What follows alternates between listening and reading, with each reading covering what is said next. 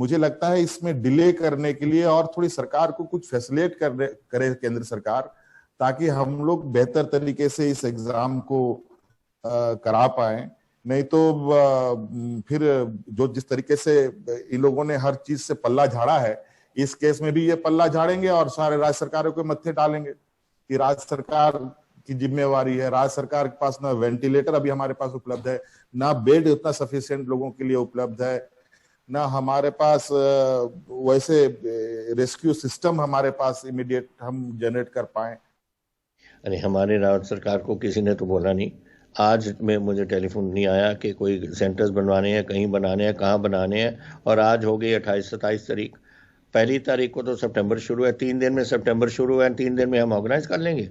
मुझे नहीं बताया, पता नहीं और चीफ मिनिस्टर्स को बताया हो और स्टेटों को बताया हो, हमें तो बताया हो कि कहाँ सेंटर्स होंगे फॉर द गरीब पीपल और के लिए क्या प्रबंध हुआ है, कहाँ कोई जो मेरे शिवालिक एरिया में कहाँ है, जो हमारे नदी के साथ एरिया जाते हैं सतलुज के साथ वगैरह, फिरोजपुर वगैरह, वहाँ कहाँ है, नोबडी नोज।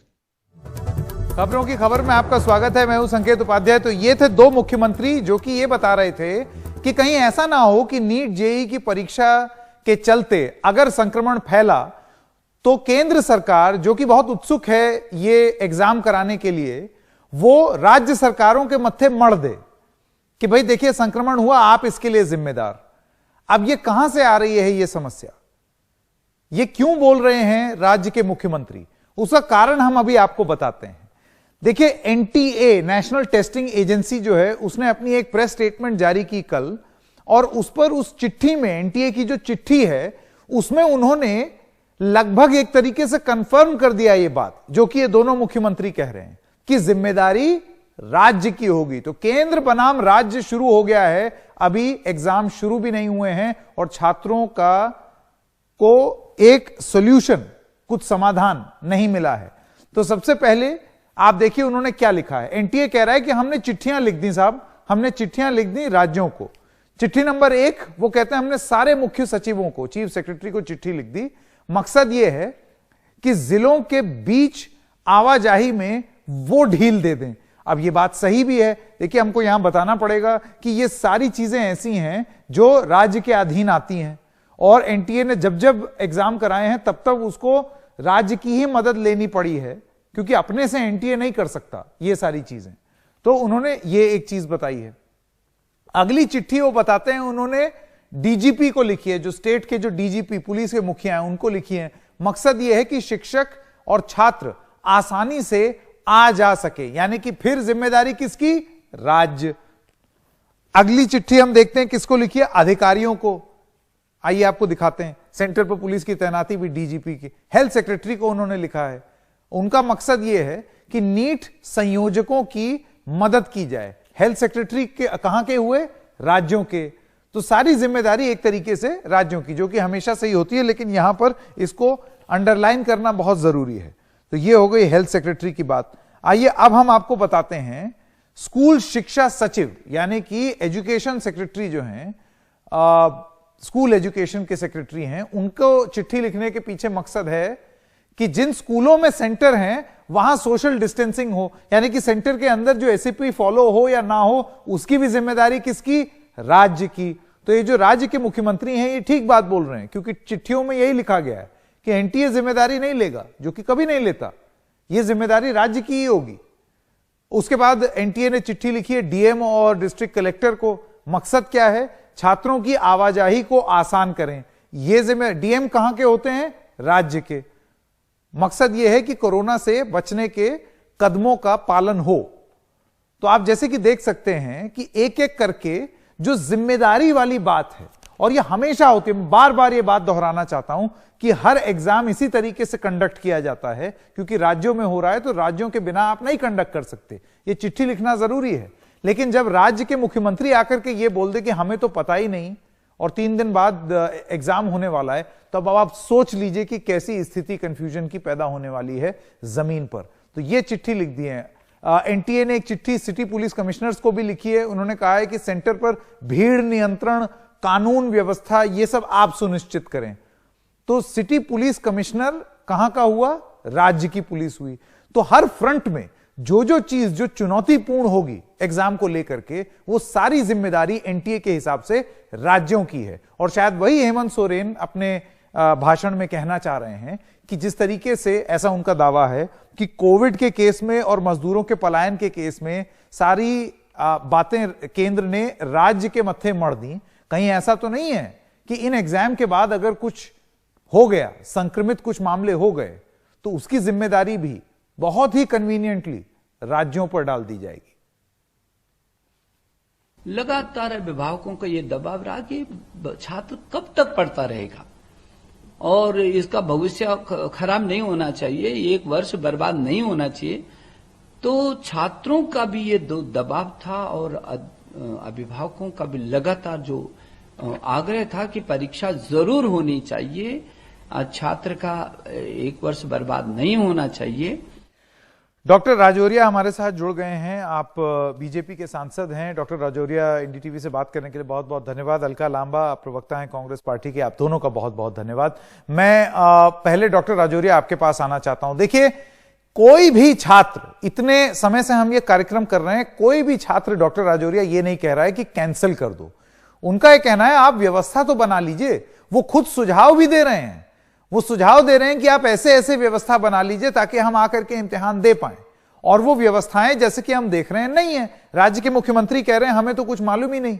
ऐसे में एग्जाम कैसे करेंगे आप? देखिए, सबसे प्रथम संकेत जी, मैं आपके माध्यम से कांग्रेस के हमारे प्रवक्ता बहन अलका लांबा जी बैठी हैं, इनके नेता श्रीमती सोनिया गांधी जी ने जिस तरीके से कल गैर एनडीए राज्यों के मुख्यमंत्रियों की बैठक ली है और इस विषय को जो राजनीतिकरण किया गया है, ये बड़ा शर्मनाक घटना है। आज देश में जो परिस्थितियां हैं, पूरी दुनिया में जो परिस्थितियां हैं, कोरोना काल का जो संकट गुजर रहा है, इसमें हमको देश के सभी काम सुचारू रूप से धीरे धीरे चालू करके कोशिश कर रहे हैं। इसीलिए अनलॉक 1, 2, 3, 4 की तरफ हम बढ़ रहे हैं। आज धीरे धीरे कोशिश है कि हम बच्चों का भविष्य भी बनाएं। अगर इन एग्जाम्स को अगर कब तक टाला जाता है तो बच्चों का भविष्य बर्बाद होने का, एक साल बर्बाद होने की चांसेज है। 10 लाख से ज्यादा स्टूडेंट्स ने आज अपने एडमिशन कार्ड डाउनलोड कर लिए हैं, वो सारे एग्जाम देने के इच्छुक हैं। रही बात, कुछ मुख्यमंत्री ने कहा कि हमें जानकारी नहीं है, हमारे ऊपर जिम्मेदारी थोप दी जाएगी, ये कर दिया जाएगा। मैं सोचता हूं कि ऐसी चीजें निराधार हैं।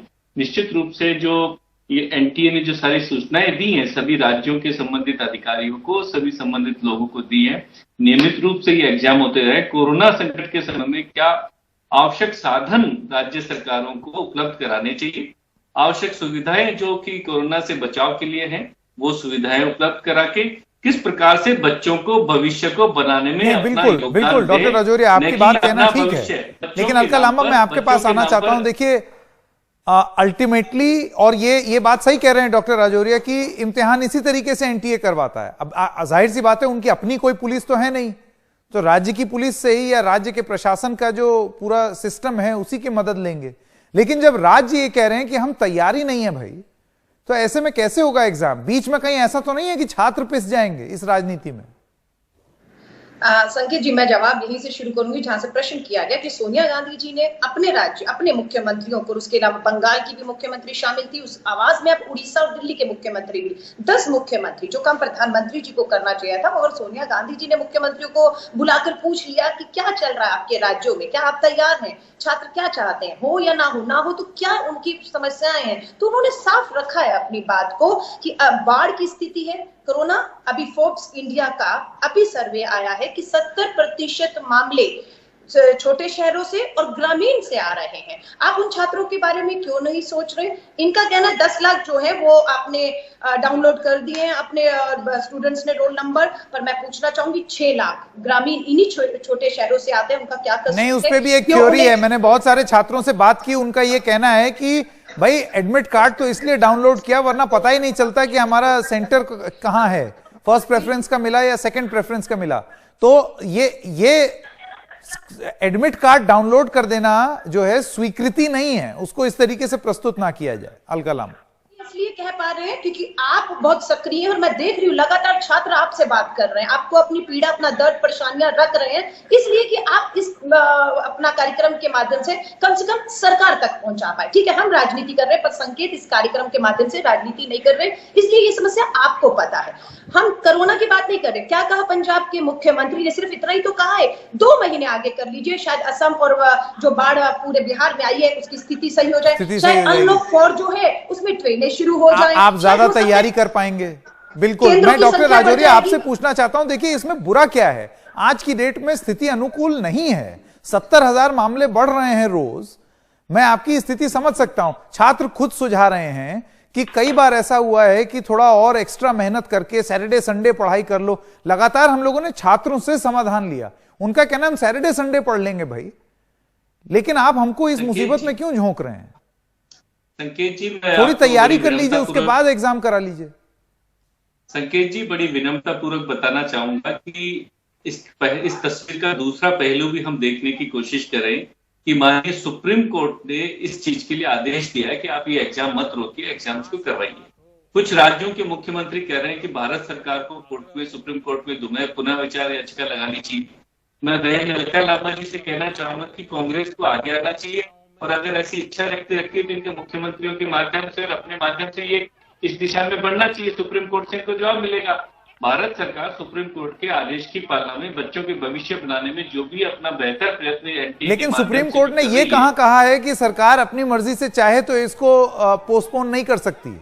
ये थोड़ी बोला है सुप्रीम कोर्ट ने कि सरकार को हम आदेश दे रहे हैं। ये नहीं कहा। सुप्रीम एग्जाम कोर्ट कराओ। में जो पिटीशन लगाई गई थी संकेत जी, सुप्रीम कोर्ट में जो पिटीशन लगाई गई थी इस एग्जाम को स्थगित करने की लगाई, और सुप्रीम कोर्ट ने स्पष्ट रूप से कहा कि हम इसको स्थगित करने में रुचि नहीं रखते हैं। हाँ, स्थगित वो करना सुप्रीम कोर्ट ने इंटरफेयर करने से मना कर दिया। उन्होंने ये भी बोला लाइफ मस्ट गो ऑन। ये कहां बोला कि अब हम सरकार को ये आदेश दे रहे हैं कि कराओ।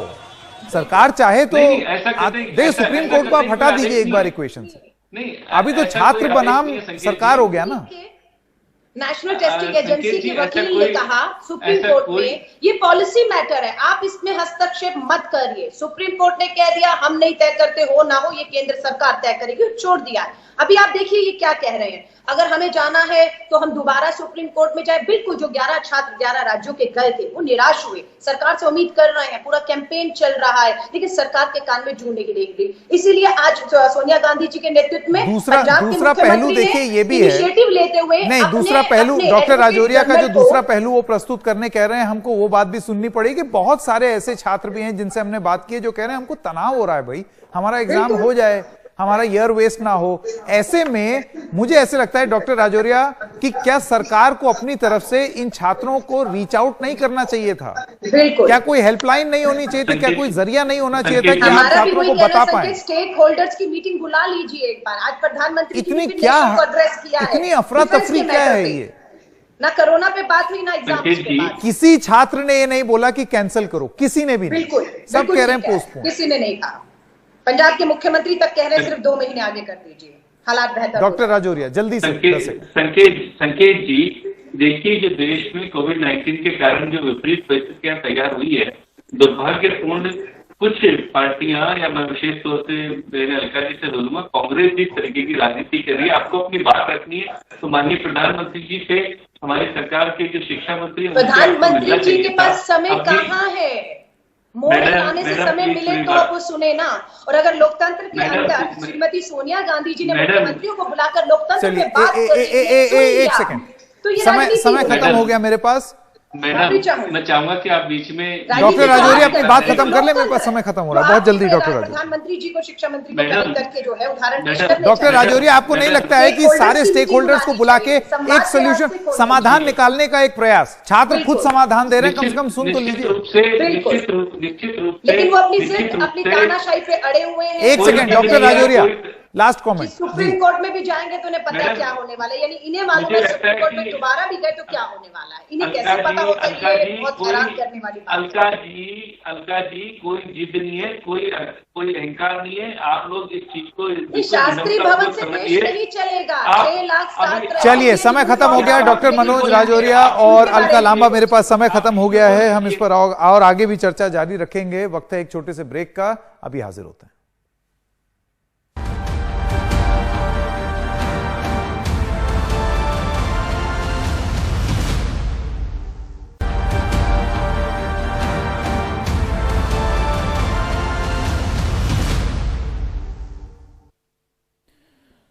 नीट की परीक्षा टालने के पीछे एक दलील यह भी दी जा रही है कि देश के कुछ इलाके बाढ़ से बेहाल हैं। ऐसे में छात्रों को सेंटर्स में पहुंचने में दिक्कत होगी। हम आपको 6 जगहों की तस्वीर दिखा रहे हैं जहां बारिश से हालात खराब हुए हैं।